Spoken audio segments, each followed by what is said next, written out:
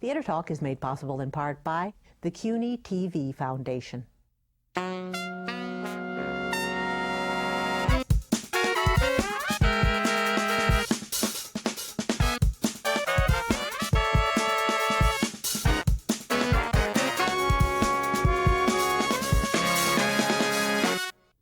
Women, huh? Yeah, no shit. No, that pretty much says it all. Yeah. One of these days they're gonna save a little time and just stick that in the dictionary, you know? Just the word, no definition necessary. I mean, any guy who stumbles across it will just roll his eyes and know what the hell it means. Women. Totally. From New York, this is Theater Talk. I'm Michael Riedel of the New York Post. And I'm the show's producer, Susan Haskins. Neil Labute's new play, Reasons to be Pretty, has been nominated for a Tony Award. It stars a terrific actor named Tom Sadoski, who has also been nominated for the Tony. Welcome to Theater Talk, Tom. Thank you very much. And congratulations on the nomination. Thank you very much. And it has been superbly directed by a good friend of mine, Terry Kinney, one of the founders of the Steppenwolf Theater Company. And Terry and I had a kind of little exchange about the play during previews, which is how we bonded, correct? That was, yes, it's ancient history now. That's right. Welcome to Theater Talk, Terry. Thank you very much. All right, so let's just put this in context for the viewers. I wrote an article during the play when it was in previews, and at the time there were a couple shows on Broadway experimenting by dropping an intermission. And you, I think for a couple of performances, did away with the intermission. One performance, yeah. And I wrote sort of a, I suppose you could say a kind of snarky article about that. And you came right back at me with a phone message, really sort of tearing me apart. What was your objection, sort of in a larger scheme, of the press kind of following a play this closely in previews and perhaps suggesting it may be in trouble? Well, yeah, I mean, I think it was the suggestion that it may be in trouble that troubled me the most. What we were doing was something we'd always planned to do during previews, although we were going to do it in a much slower way, like a four-step way, where we eliminated some of the monologues, we eliminated the monologues for a night, then we made a decision, etc. But the producers asked me to do it all at once, and they asked me to try it without an intermission. I never intended to cut the intermission. So while that was going on, I was also filming a television show that I'm on, and it became a time crunch, so they canceled the Sunday preview. They weren't selling that great at that point, so it wasn't a real problem. It was all just a work-a-day kind of environment for us, and then all of a sudden there seemed to be some sort of buzz created by the Post that the show's in trouble. I had a problem with that because I felt like it was premature, and we were very happy. We were happily working toward what we were going to end up with, and we knew we couldn't find it unless we found it in front of people, what they responded to, what they didn't respond to. You know, back in the old days, Tom, way before you were on the scene, they used to take shows out of town to fix them out of town. Now, because of budgetary reasons, you really can't do that. Do you think that is somewhat of a detriment to how you put together a play if you've got to work all the kinks out in previews in New York with the press looking at you all the time? Is it a detriment? I don't know. I mean, I suppose maybe the old way was, there are definitely benefits to it, but it's art, you know, and we're constantly creating. I think that you have to understand as a preview a preview audience member, that, you know, you're going in and you're seeing art in progress, and that's kind of the exciting part of it. Like when I go to see previews, when I see my friends in shows, I mean, that's the excitement for me, that I'm seeing this art still being developed literally right in front of my eyes. It never stopped me with out-of-town tryouts, which we did with Grapes of Wrath, for instance. We did the show in La Jolla, then moved to London, then came to New York. I mean, we had plenty of time to put together the show we wanted, but when we got to New York, we were in a certain room, there was a certain feeling to it, the audience was different, and we started tweaking. When you stop tweaking, that's like a sleeping shark. Yes, when you say it's art, usually that term kind of puts me off, but in the case of Reasons to be Pretty, I totally agree with you, and your performance, which is so subtle, and it really, I know that if I went back, I would see an entirely different thing from you, because you're really there, and that's why your performance is so strong. When I saw you 6 weeks ago, I thought, that guy should get the Tony slot. He's so good, and now you're really a factor in the Tony race. It's a wonderful thing to see. Thank you very much. Thank you. Yeah, no, in having that time and having, you know, artists like Terry and Neil and you know, the other three that we're working with, the other three cast members we're working with, being brave like that during previews and really going out there and taking the risk that we took, that hells us develop. But how can they do that, Michael Riedel, if along comes Michael Riedel? I just got columns to fill. What can I tell you? Listen, it's all showbiz, kids. Well, I mean, it turned out to be sort of fun. Yeah. Because ultimately... You got your name in the paper. Well, you know, I wasn't aiming for that exactly, but what I should just say, by the way, Terry left a long phone message on my machine, and I just transcribed it and ran it in my column. Verbatim. Yeah. verbatim, except that the end was cut off by a beep that I wasn't aware of. You missed the best part. Oh, no. So ultimately, what happened that day, because Michael had suggested that young actors might choose this as a monologue because it starts with this sort of a slow and seething energy and then goes to complete and utter outrage. I have no recollection. I have it right here. If you'd like to do some reading. I'm trying to move on with my life. You want to try it, Tom, as a young actor? Well, Tom did do it as. Oh no, did you really? The entire cast read it in unison in a Greek chorus fashion to me from the stage. From the stage. So that was. We were not going to let that slide. That's literally, speaking of sharks. That's putting chum in the water with the group of actors that we have. There was no way we were letting We'll that. link it again to the website. I spoke my mind for better and for worse. I loved it. Well, my feeling as being in the press with dealing with theater people is that, we shouldn't have the final word really about anything. And I welcome letters, emails, unhinged rants on my phone machine. Unhinged. Now that's a bit editorial. But I mean, I actually believe that there should be more of a kind of give and take in a debate about the theater, about what you're doing with the critics and the people creating the theater, rather than having this wall that just separates everybody all the time. Look, at the end of the day, it's theater. That's right. Entertainment. It's the theater of It's theater. the theater. I mean, we're not pushing the red button here. I mean, we should be able to have fun and have a debate back and forth with each other, and we're all in this together. It's Now, great. speaking of pushing the button, it has been announced that people are invited to Twitter and text during performance of your show. Reasons to be Pretty, Reasons to be Pretty. And I'd like your comment on that. And I'm to say I'm awfully glad that I saw it before they introduced that policy. But isn't that distracting? Well, I can tell you guys aren't really. This wasn't your idea, shall we say? This decision was made by people higher than my pay grade. But I will say this, strangely, it has worked out. The whole text in the Pretty campaign, the social experiment. yeah. It's actually strangely worked out in a beneficial way in that we don't have a lot of cell phones going off on our show. Because they're busy texting. Because people are very No, busy. they're not. They turn them off after they do the thing because they make that second announcement. Nobody goes into a theater, or hopefully But nobody goes still- into a theater and maliciously keeps their phone on. I think it's people just forget that it's on, and if you ask them to pay attention to it. I see them sitting next to me, and I always reprimand them. Because they're sitting there, scrolling down. Years ago, I was backstage at Grapes of Wrath. I was an underling in that production working, and one night they came rushing into the stage manager and said, you must do something. Gary Sinise has seen a red light in the balcony. Yes. Well, in other words, his focus was so distracted by one red light in the balcony. Now you've got all these little lights going off over the stage. Isn't that a problem? It's absolutely a problem. For your actors' concentration? Absolutely, absolutely. And then certainly with the advent of the iPhone now, I mean, I can't tell you how many nights we've been out there and you got people recording us. Yes. Yeah. And literally right there. What is the theory of allowing the audience to Twitter be interactive when they're watching this play? I don't understand this. I don't either. What did the producers say to you when they said, we want to try this? They said, we're going to try this. And I said, but why would we turn cell phones on before the play? And they said, but we also turn them off. And I said, oh, well, it's your decision, not mine. And that, it went no further than that. I don't really know what all of these new social networking kind of interactive things in order to draw in a younger audience. Oh, they Twitter in that place, so of course I'll buy a ticket. I don't think so. I don't think they do. Yeah, the whole point of going to the theater, though, is that you immerse yourself completely in another world created by Neil Labute. How can you do that when you've got your Twittering going on because you can respond to, oh, that Tom Sadoski is really cute up there? Well, I would recommend that you write a rant about it.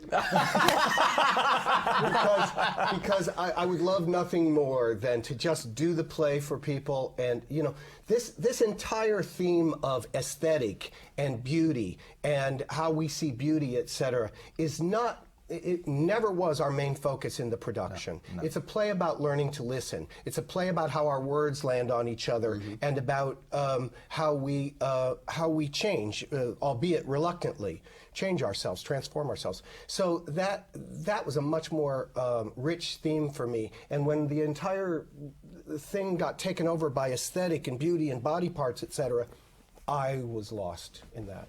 I have no idea.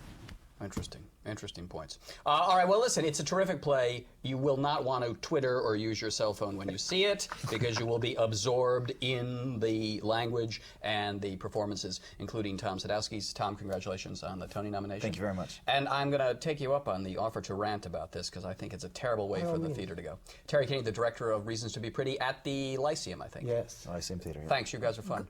You got this far. Don't up now. I said...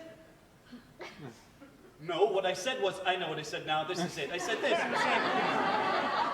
Yeah, well, maybe Steph hasn't got a face like that girl. Maybe her face is just regular, but I wouldn't trade her for $1 million, you know? Something like that. I was just... Regular. Yes, that's all. Regular. Okay. See, I never said ugly. I just... Concentrate on one thing, how to receive her with humility. The Queen!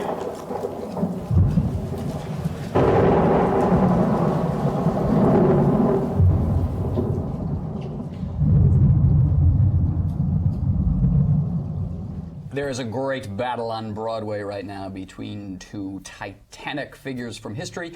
The play is called Mary Stuart by Schiller. It is here from London. It is about Mary, Queen of Scots, trying to save her head from Queen Elizabeth, who wants to take it off. It is brilliantly acted by two of Britain's leading actresses. We are happy tonight to be joined by Harriet Walter, who plays Queen Elizabeth, and Janet McTeer, who plays Mary, Queen of Scots, returning to Broadway from that wonderful performance you gave in A Doll's House a few years ago, for which you won the Tony Award. Thank you. Thank you, and congratulations on the success of the play. Thank you.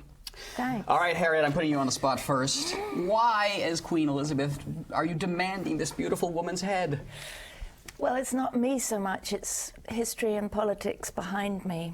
It's there's a certain inevitability about it. The moment Mary crosses the border of England and seeks asylum, she puts Elizabeth and her courtiers in a very tricky position, because she's the focus, even if unwilling necessarily, you know, not necessarily the willing focus of Catholic plots to remove me from the throne. So you're under threat when she is coming Absolutely. to you. There is actually a situation where the Pope has licensed any Catholic in England to kill me, and he'll go to heaven. I mean, it's basically a bit like the fatwa. So there's a very real danger to my life and my crown. But the interesting thing is that Elizabeth really did not want to cut her head off. She deliberated, she dithered, she found excuses, she shelved the issue, she internally was very, I think, wrung out about the whole thing. She had managed somehow to emerge from a very bloody rule of her older sister and her father, Henry VIII and Mary I. And she recognized that the country was a small, bankrupt country that had been riven by religious war. Terrible civil war. And a lot of the Catholic world, which is most of Europe, you know, Protestantism is relatively new, thinks she's an illegitimate bastard. Right. Because her mother was Anne Boleyn, who, you know, Henry divorced the true queen in order to marry, and then beheaded. But so in her this, own mother was beheaded when she was 3. But in this particular play, she has to deal with you. She has to deal with.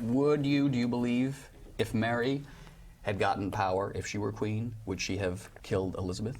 Is she a real threat to Elizabeth?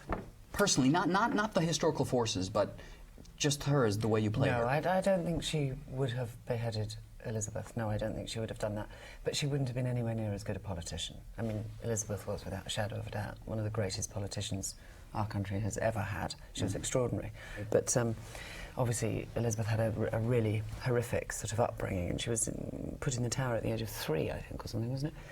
And whereas Mary had a really lovely upbringing in the French court, where she was loved and adored and And cherished. raised to be the and queen, right? She was a queen from the age of, Yes. I don't know, when she was still pooing in a nappy. It's interesting the contrast between these two women because you get the sense in the way it's played and the way it's written that she's not a canny political operator, Mary, at all. She was. She was. Yeah, she really used to be. When she was, you know, they were brought up as politicians. So when she first came to Scotland at the age of 19, she was already widowed.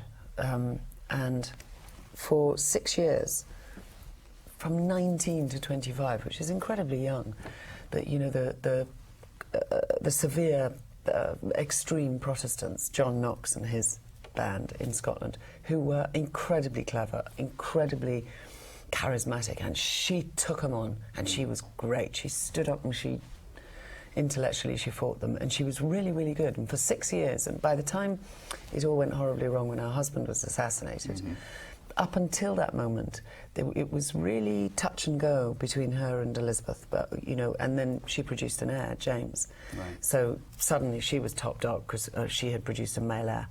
And there was a moment, a little while, where they were definitely on an even keel, and she looked like she could be winning. Did they ever meet? No. Never. No. They meet in the play, but they never met. This scene, this famous scene in the Shirley play, is completely an imagined scene. Absolute tosh.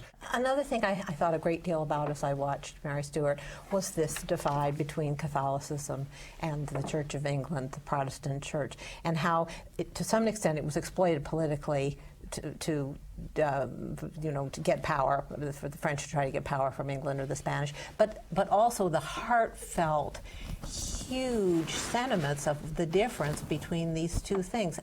And what's that about? Well, I think that you really have to, the point that really has to be understood is that Schiller was writing about German Protestantism in 1800, and the play is dealing with the first burst of Protestantism in the 1600s. I mean, the 1500s. I see. 1500s, Yes. 16th century. As we know, there are many branches to Protestantism. Yes. It was Calvinism, Lutheranism, blah, blah, blah. But in Elizabeth's court, it was quite high Anglican. Episcopal. It was still, you know, in the play talks about, you know, hating the image and only worshipping the abstract word. Well, I mean, if anybody loved the image, it was Elizabeth I. You know, she almost made herself into the Virgin. She was a great propagandist. of She herself. exploited the love of the Virgin that the Catholics had and translated it into the love of the Virgin Queen. But the power of the Pope is so great that it feels like you're giving your life for the infallibility of Rome and the Pope. There is nothing here for me now. This was also in 15. Yeah. You know, I mean, there was a much greater sense of God, and you know, where this is sort of slightly pre-science, don't you think? Yes, I mean, people were way more... we had to think ourselves back into Right. I mean, it's quite for people watching and listening who haven't seen the show. The women are dressed in period costume, and all around us, the men are dressed in modern suits. And part of the result of that is that you realise that men of that ilk have been running the world for all those years, and they're interchangeable, while we are absolutely unique, singular individuals who happened in that period of time, and we're isolated by being women in a men's world. But you know, you do realise that as you're dressed in modern suits, it's very hard to get into the mentality of a world where, you know, beheadings and torture and all those things were absolutely the norm. Tools in the political toolbox. And that heaven and hell existed, and, you know, you would be damned forever, and, you know, all those things were part of the 16th century mental setup. And it's quite hard for us to get there as 21st century people, but because you realise that the stakes are so much higher than they would be for us in the liberal Western world. But still in your country, the Catholics and the Protestants, I mean, we bring in the Irish situation, were up until very recently but they're not really divides about religious practice. They're divides about political classes, and, you know, it's centuries of oppression of the Catholics for political reasons. But wasn't this to some extent? Yes, exactly. It is much more about politics than religion, I suppose, except when you think the Pope did run the Western world for, you know, he would not have liked having that power wrested from him. No. And that which was totally political. And that was there's totally a whole part in the Mary's trial scene in the first act where she talks about, you know, the aristocracy having all being so marvellously religious, and they've changed. They were Protestants, then they were Catholics, then they were Protestants, and then they were Catholics, and now they're Protestants Just again. save their Whatever. I'm afraid we're running out of time, but just to jump from historical politics to Broadway politics, we're at the awards season. You guys are giving just terrific performances. Nominations flying around. Janet, you've been through this sort of the Broadway gamut of Tony and nominations. This is be the first time for you. Yeah. Any advice on how to handle all of the hoopla that's coming her way? I mean, it sounds bizarre to say it, but one has to, and I don't take this in the wrong way, one has to care very little about it, about any outcome. You just have to go, because, you know, we've seen some amazing performances out there, you know, really wonderful performances, and you just think, and, you know, I think Harriet is astonishing performance, and you just have, the great thing about it is that you get to go to all these lunches and fancy There's lots of free food coming your way, but more than that, you get to hang out with all these great actors that, you know, and all these great people involved in these shows that we've, you know, and that is the best bit, and the rest of it you just. The thing is, I think, you know I think I'm right in saying it's certainly true of us. We're a pretty uncompetitive industry. The acting fraternity, sorority, or whatever, is pretty uncompetitive because even if you feel competitive occasionally, we have to work together a lot of the time. Now, playwrights can be jealous of one another, or and producers certainly can be. But we cannot afford to be like that because we need to cooperate on a daily basis. I would love Philida Lloyd to be recognised. Definitely. Because I think her work is exceptional.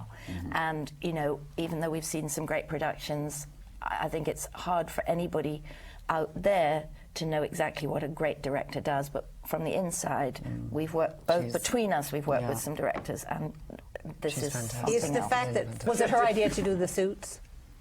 To marginalise the guys? To marginalise the guys? Well, no, to be honest, we sat around at great length, because when we first did this play, we did it at the Donmar, which is a studio about the size of this table, and we had about 75 pence to do the entire play, and we had to come up with a really good idea, and we thought about doing it in, you know, all of us in modern dress. That just didn't work because these women they're just not iconic enough in modern dress. So then we thought, well, okay, well, we can afford 2 frocks, but we can't afford this is how brilliant decisions are made in the theatre. And you know what else? The other one was because the rain, which is, you know. Let's talk about the rain. We were that came about because we were sitting. Actually, Philida and I had come here to see Mamma Mia, and we were sitting with Anthony Ward, our sensational designer, and I was saying, for Christ's sake, I'm 6'9", and I'm built like an Amazonian. Please don't make me run out and smell the flowers. Because this is the woman Mary Stuart's been let out of prison for that. And you know, and oh, the flowers, and oh, the air, and oh, it's so marvellous. And, I said, I'm going to laugh myself off the stage. Surely there's something. Wouldn't it be nice if it was really muddy, or it was snow, it was pissing it down with rain? It would be really good. And then when Mary came, when Elizabeth came on, it would just be so much like that. It would be great. Well, this is at the Donmar, so of course I never thought it would happen. They had a bucket, right? A localised cloud Here we are. that hovered over the stage. So we are. It's a great idea to drench Janet in this play. Exactly, and then Anthony said, we're going to do that, and I went, sorry? And if I'm not mistaken, there is that wonderful contrast that runs through this play, these 2 women. In the rain, Elizabeth is protected there. I can control the elements anyway. Yes. I mean, and that is fundamentally what it's about, though. I mean, you are in control in a way. You're impulsive, right? And then you realize, and yet she wins the scene. And yet she wins the scene. Exactly. And just one last thing, in your curtain call, you hug. Yeah. Now, I'm sure you're very fond of each other, but was there another reason that you were called upon to hug during your curtain call? In London, we're great friends. We've been friends for ages, and you know, everyone thought, do they really hate each other?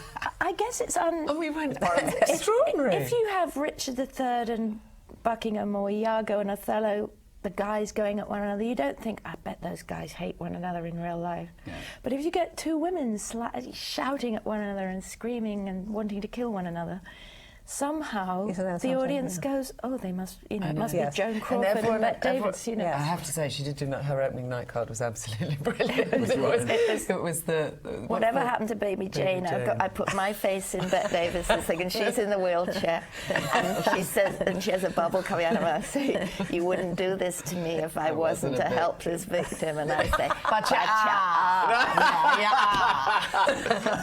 This is the history as it should be delivered. Dramatic, compelling, and campy. Harriet Walter, Janet McTeer, brilliant performances in Mary Stuart at the Broadhurst Theatre. Thanks a lot for being our guests tonight. Thank you very much. God save my lips! Is this the beauty less than dangerous for a man to glimpse? Disaster for any woman to be near? Why is it so talked about? I think I see the reason. To be the darling of the